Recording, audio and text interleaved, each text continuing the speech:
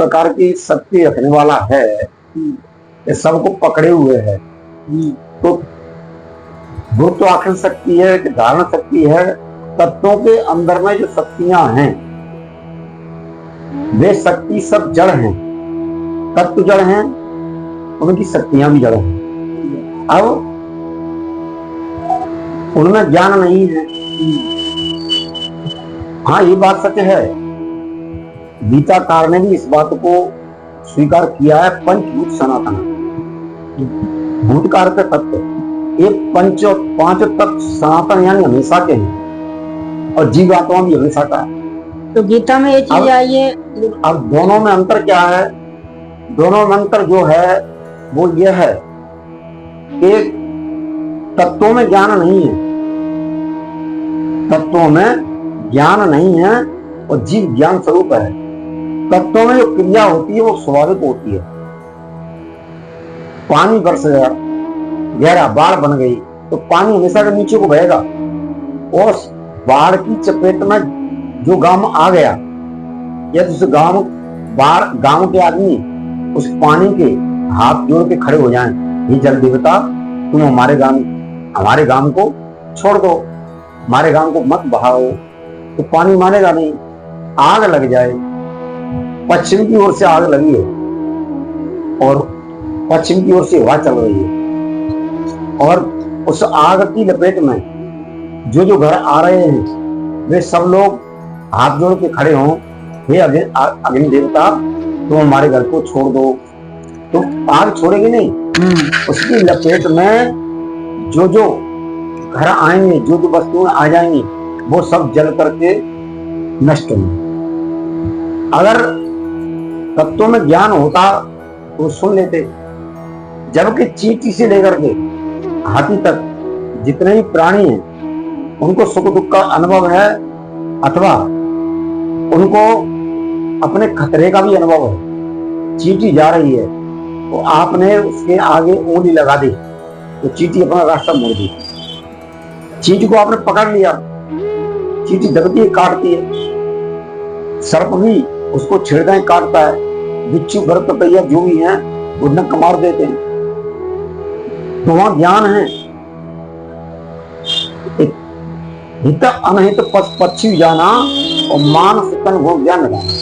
ये तो अर्थ की बात को तो पक्षी भी जानते हैं, पर मानस तन तो गुण और ज्ञान का भंडार है।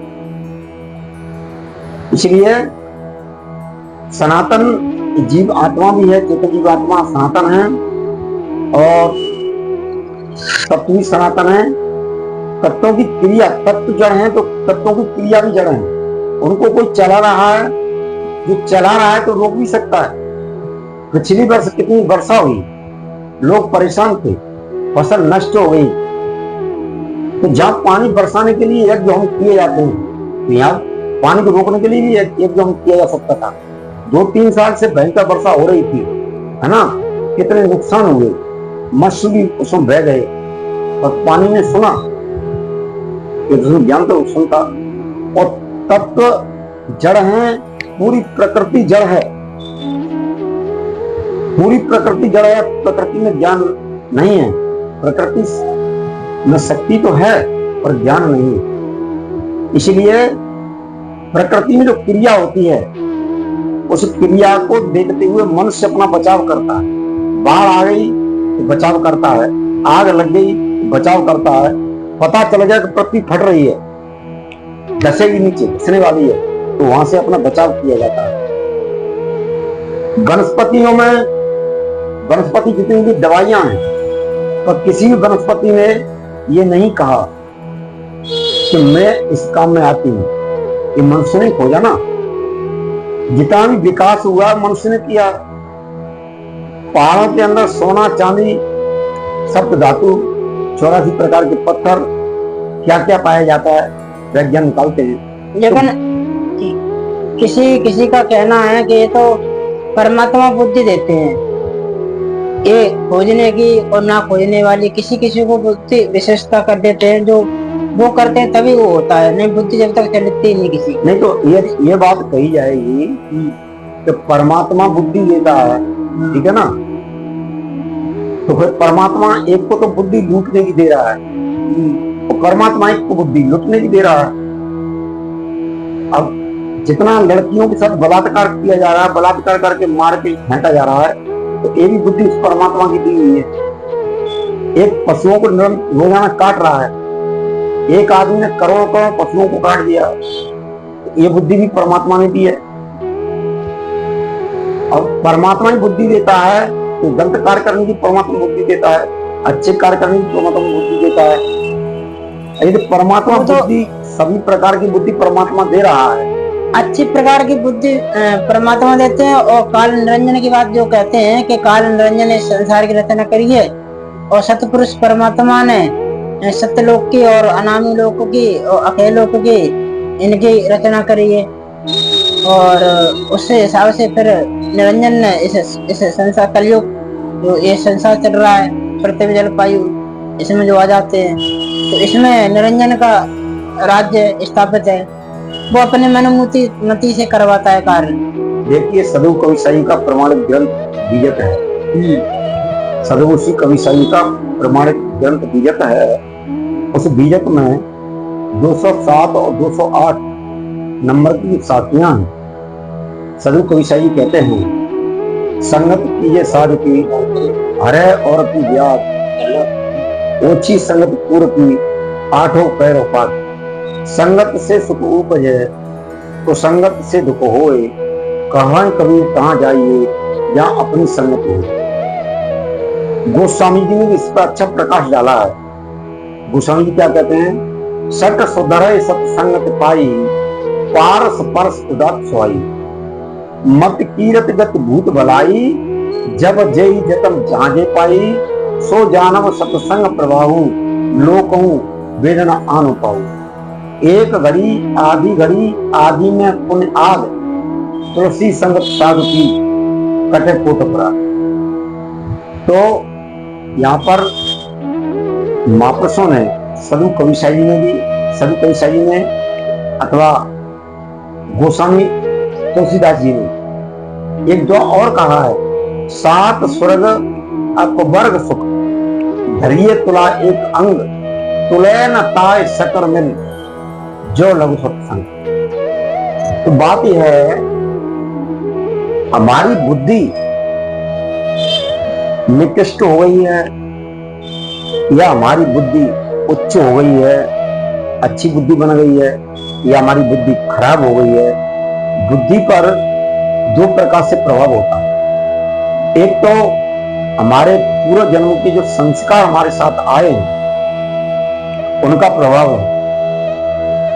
वर्तमान में हमारी बुद्धि पर जो प्रभाव है मुख्य रूप से, वो वर्तमान की संगति का। जैसा संग लगे रंग तैसा, सच है लोक कहावत, जहां एक सज्जन है रहता, वहां सुदर्शन जाता। तो बात है, हमारी बुद्धि पर जो प्रभाव पड़ता है संगति से पड़ता है, और जैसी संगति वैसी समझ पैदा हुई, वैसी बुद्धि बनी, और जैसी बुद्धि हमारी हुई तैसे हमने कर्म किए, और जैसे हमने कर्म किए वैसा परिणाम फल हमारे सामने, मनुष्यों के सामने आता है। और फिर जब परिणाम फल उसका आ जाता है तो मनुष्य प्रिय कहता है, हे भगवान मैंने तेरे साथ क्या बुरा किया है। तो बात सच है, मनुष्य ने भगवान के साथ कुछ बुरा नहीं किया है। मनुष्य ने बुरा किया है तो अपने साथ किया है, किसी प्राणी के साथ किया है। तो जिस प्राणी के साथ किया है वो प्राणी बदल लेगा। जिसके साथ में बुरा किया तो बदल लेगा। इसलिए कुछ बात यह है कि मनुष्य को संतों की संगति करनी चाहिए, और संतों की संगति करेंगे, सज्जनों की संगति करेंगे तो हमारी पास अच्छे विचार होंगे, हमारी अच्छी बुद्धि होगी, और अच्छी बुद्धि होगी तो हम अच्छे कर्म करेंगे। अच्छे कर्म करेंगे तो अच्छे कर्मों की देन ही जीवन में सुख है।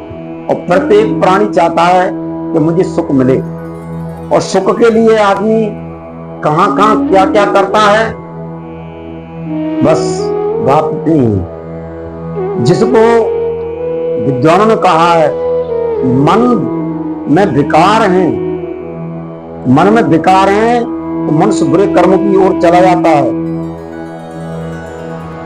मनुष्य गलत कृत्य की ओर चला जाता है। इसलिए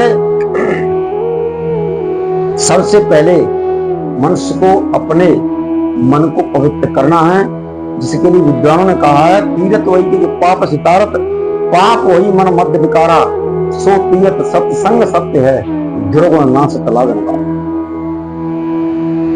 पाप गंगा में स्नान करने से धुल जाते हैं, यह चर्चाएं सुनी जाती हैं, पर देखने में नहीं आता कि गंगा में स्नान करने से पाप धुल गए।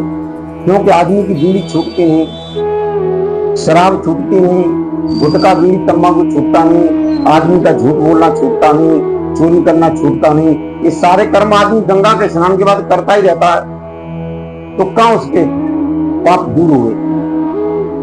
जब आदमी सत्संग में बैठता है, संतों की संगति करता है, तो सत्संग में संत महात्माओं के द्वारा, संत गुरुजनों के द्वारा उस मनुष्य को अच्छी शिक्षा दी जाती है कि अपना खान पान सुधारिए, तन से मन से कोई प्रकार से गलत कर्म मत कीजिए।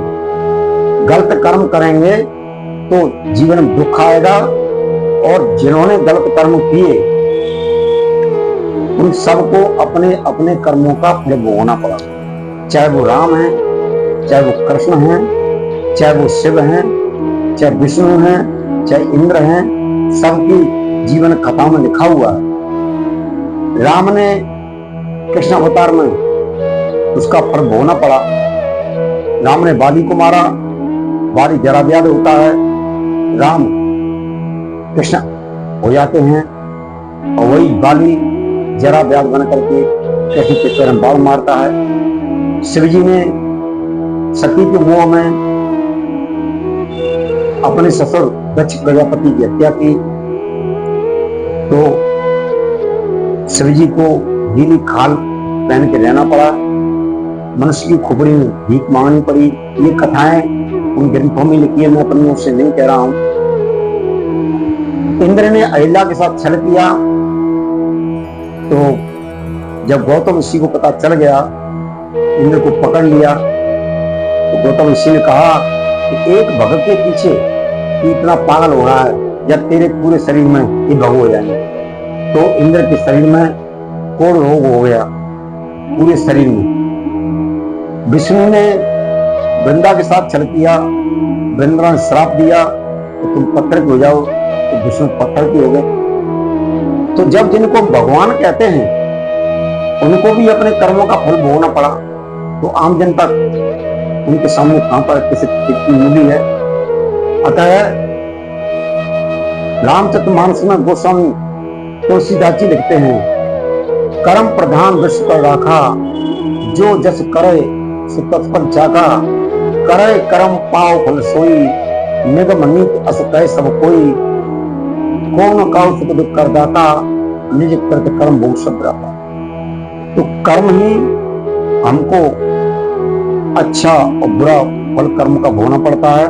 हमारे कर्मों के अनुसार ही हमको सुख और दुख मिलता है। इसलिए सदु कवि कहते हैं, कर्मों को अपने सुधारेंगे भाई, तो तुम पर जुर्माना ईश्वर खुदाई, कर्मों को अपने बिगाड़ेंगे भाई, तो कोई नहीं रोकेगा, ईश्वर खुदा। तो इसलिए हमें अपने कर्म सुधारने चाहिए, और कर्म सुधारने के लिए हमारी विचार हमारे अंदर उत्पन्न होंगे, वो संगति से होंगे। इसलिए मनुष्य को सत्संग में बैठ करके, अच्छी संगति में बैठ करके और अच्छी प्रेरणा सभी संतों से लेनी चाहिए, अपने जीवन को सुधारना चाहिए। यही जीवन की सार्थकता है। मनुष्य यह करेंगे तो अपने जीवन में सुख होगा, शांति होगी, कल्याण होगा। बोलिए सद्गुरुदेव की जय।